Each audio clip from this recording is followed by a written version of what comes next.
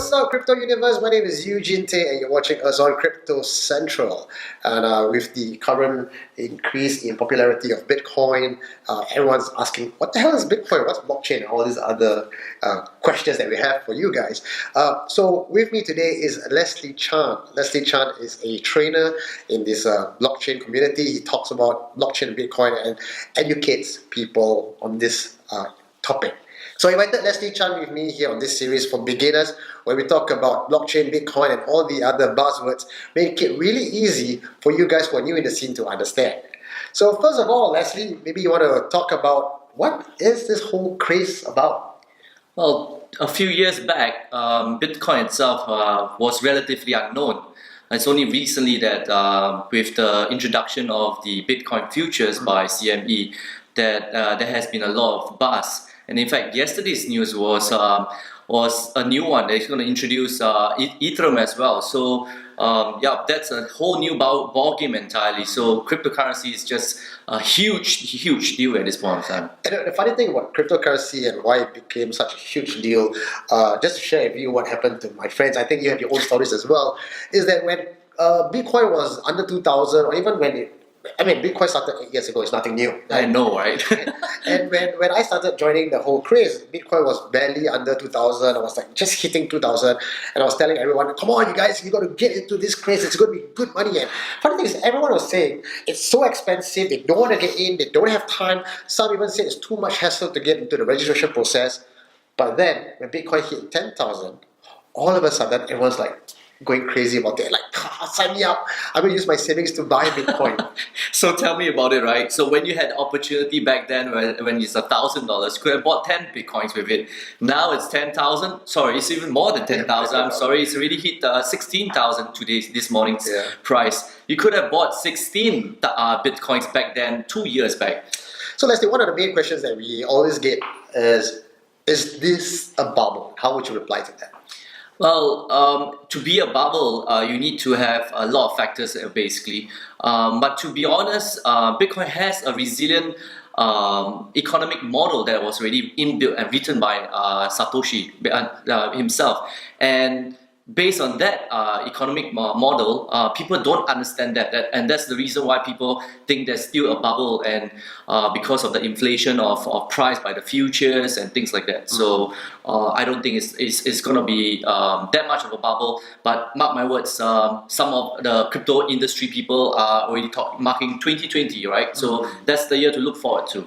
And the thing about bubble, here's where I think everything in life is a bubble. Like, even if you talk about good brands like Apple, Nokia, even these are solid brands, right? Yeah. But eventually all good things must come to an end. Yeah. So do we just say, no, we think it's a bubble, we're never going to go in? Imagine if Nokia handphone, you thought at the start was a bubble, you don't want to use any handphone at all. You know, it's not going to be, that's not the way to look at life, I feel, right? Right. So if it's a bubble or not, if you're going early, you're always going to benefit from that. Yeah. So you mentioned something about this name called Satoshi. Yeah. You guys probably have heard this word being thrown around, Satoshi. Which one? He's tell the story about this founder? Yeah, okay. So Bitcoin, it's founded by this guy by the name of Satoshi, I'm sorry. Yeah, let me repeat that. I'm sorry. So he is the founder of Satoshi Nakamoto, right? So 8 years back, probably about 8 years or a little bit beyond, this Bitcoin was created as a result from this technology. It's called blockchain, right? So and the blockchain itself was done by him to actually give and to incentivize people, or the miners as per se, to actually give you the opportunity to mine Bitcoin. So a lot of people at this point of time, Eugene, that they always assume that you can actually have Bitcoins without mining, but that's actually a false mentality basically. So I hope to prove people otherwise basically based on the facts. So you mentioned mining, you mentioned Bitcoin, you mentioned blockchain. Yeah. We're going to cover all this in this video and as part of this series. But for now, we're going to talk about blockchain. How is blockchain, how does blockchain work behind the scenes, Leslie? So blockchain is a technology where it's actually combined in terms of a immutable ledger system, which means to say you can actually make a transaction of any value be it whether it's a smart contract under Ethereum or Bitcoin itself, you can actually have a chain of ledgers that's actually chained up together, and this is actually a revolutionized technology that the banking system can actually leverage on.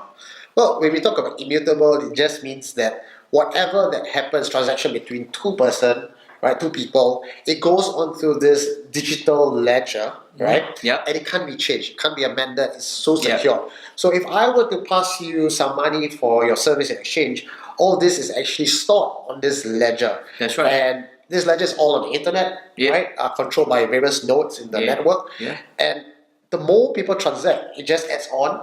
And adds on, basically. And then these ledgers form into nodes that chain up together. Correct. Into what we call like little blocks. Yeah. So you can see where the name actually comes from, blockchain. Blockchain, yeah. So yeah, that's a simple English lesson for us, isn't it? So so for blockchain itself, there are many blockchains in the market. So let's not be, let's not forget that there are other blockchains available like Ethereum and Litecoin. They're all running on their own blockchain, basically. Yeah. I think for one of the easiest way to understand what blockchain is if you realize or understand that the double bookkeeping accounting ledger that was created, I think, I can't remember when, but that was like revolutionary in the accounting world, double bookkeeping. Yeah. So blockchain is similar to that in a way it revolutionized how people transact and the security behind it.